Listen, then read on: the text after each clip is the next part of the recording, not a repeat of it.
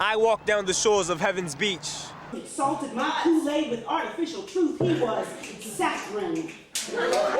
You on the poet's joint. Go ask Dred Scott how I got these cold blues, transforming me into a combination of Gil Scott Heron and John Lee Hooker. I can't. I'm trying to grow, but they won't let me. You on the poet's joint. Yeah, you said you'd be back. You see, we've come through hardships while our future is running out like leaking faucets. All I had to do was touch the hem of your jeans and you still felt me. You on the poet's joint. Me and poetry tight like ramen noodles in college students.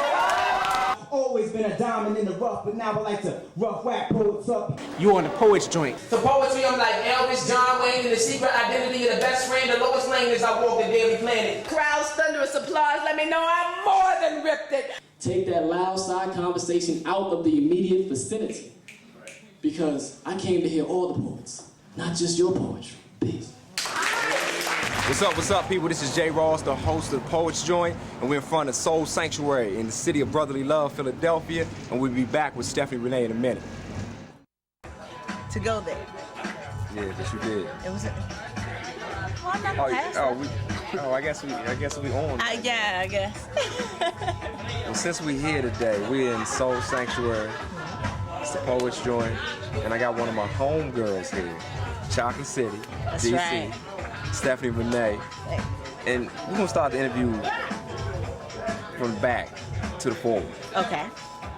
See, we're not gonna go with all your literary stuff and all that. We're gonna work our way down. We wanna know how you came to owning or running your own club. Well, that was an effort of just really kind of beginning to articulate what I wanted to do. Had a very good relationship with the folks who are some of the financial backers for this venture because I was singing with a couple of different bands at another club that they own, a jazz club. And so just kind of started talking to them about what some of my goals were and what I wanted to do for the city in terms of nurturing the community. And so, you know, when we started thinking about spaces and they already own the club next door, so they said, well, you know, think about it. If you had your own space, what would it look like? What would it feel like? How would you promote it? And so conversations took place, I guess, over the course of a year or so. And we've come to this. Yeah. Now, wait a minute, you skipped a little forward now. Take us through the step by step. You don't just, you know, own a club just like that or run a club like that. So You, walk me through it.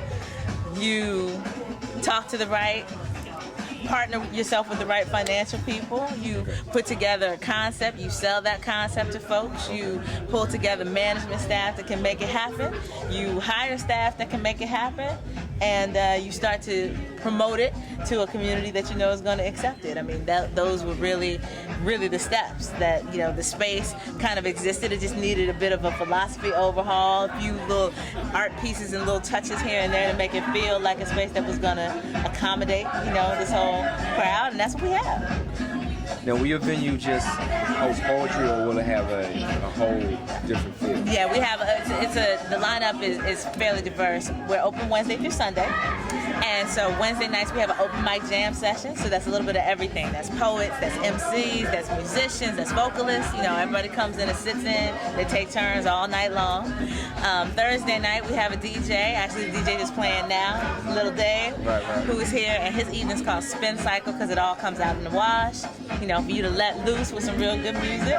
Friday nights we have our spoken word. Saturdays we have a show that's co-hosted by a young lady who's really established herself in the local radio scene for doing kind of cutting edge music, stuff that falls outside of the mainstream. So she's going to be bringing performers here that perform that kind of music. So that's Saturday, that's called Inner City Live. And then Sunday is hip hop. Underground hip hop mixed in with a little bit of mainstream as long as it keeps it positive. And that evening is called Crossfade. So I see you covered all here. What do you wish for Soul Sanctuary? What do you wish for it to be for the community of Philadelphia? I want people who come here, it's not just for the community of Philadelphia too, it's really kind of like the nationwide or even the worldwide community. People are so intent or so focused on Philadelphia right now because of all the artists that we've had coming out of this area and all the just good quality music and good quality poetry that people have been creating, that I want Soul Sanctuary to be a clubhouse for either the people who are producing that art or the people who appreciate that art. So you know when you come to Philly that this is one spot where you can get a place that nurtures this, that really loves this art like you do, and will support it. And you touched on your music. Can you take us through that? Are you still have any musical aspirations? Or? Oh yeah. I mean, I can't. Music has been a part of me like almost since birth, so I can't see myself giving it up. I'm still working on that. I'm working on a live album with my band, Muses Wild. So keep your ear out for that. And also working on another 2 different projects as solo projects. One that's going to be more of an in-studio recorded music, kind of like, I guess you could say R&B and rock kind of project, and one that's spoken word and acapella music. I said we was going to work this back. We touched on the club, the music. Now we want to know about the poetry. Okay. How did you get involved in the poetry scene?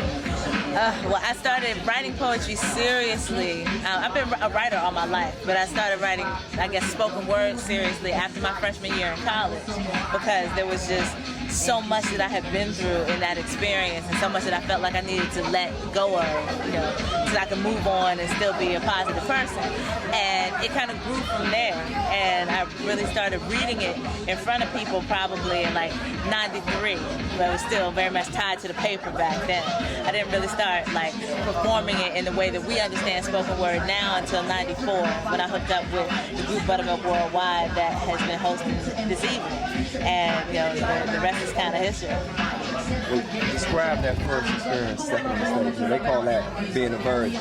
They call that here? Yes, we do sometimes, yeah. So describe that for me. How was that first experience? It was beautiful. I mean, I just wanted to kind of give my work, not really caring what people thought about it. I just wanted an opportunity to share, and people were so supportive that it was a beautiful thing, and it just encouraged me to keep doing it. And a lot of the people that I met in that first year that I was doing this are still in the scene. They're still supporting me, and you know, we're like brothers and sisters now, so it's really beautiful. What a beautiful mouth you have, complete with a mischievous dimpled grin and full lips perfect for nibbling me. Polished ebony like a fine wood, smooth with rough edges. We foreplay, lay together teasing, my mind designing clever ways to please you, me. I feel your hands grab my as you move even closer. Ooh, you coax my mountains open for a sip of my ambrosia. Now, do you view Soul Sanctuary as like a stepping stone, something bigger? What's on the horizon? I wouldn't say it's necessarily a stepping stone. I would say it's a link in a chain. Moving from just being an artist to being an artist manager to being a promoter to having a club. You know, those are steps, but really it's a link, because it's just making all of the efforts to come after that stronger.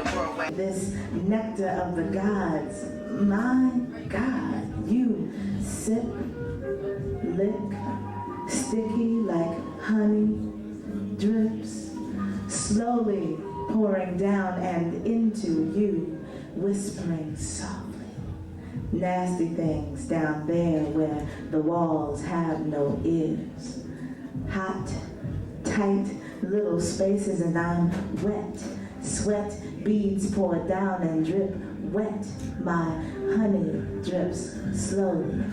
Now, as far as your poetry, is that something that you want to get back into or take that further? Yeah, I think I'm very interested in the visual medium and how it ties into the written medium and how it ties into the spoken medium. And because poetry is like becoming more and more visual every day, and because I come from a background in advertising, I'm interested in kind of exploring film for video projects like the Poets Joint. Okay, all right. and how we can kind of really start to sell it more and more to people in its natural state. You know, we have shows, and this is no disrespect to Def Poetry Jam, but we have shows that present poetry in a way that they think is going to be safe and comfortable to a mainstream audience.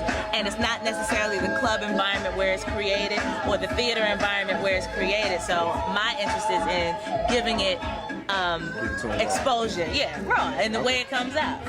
Stephanie's ambrosia. Now my drips puddle lakes, rivers, oceans, and you dive to taste ambrosia. Arched back, pointed toes, perfect form, warm tongue, probing, tickling, laughing, singing, humming, asking, am I coming back down from being up, back down to this place, face to face with that smile, kissing you, tasting you, me, my ambrosia, my, what a beautiful mouth you have. So what is Stephanie Renée? What is going to be her role? What type of vehicle is she going to be for the culture? Or poetry, or whatever?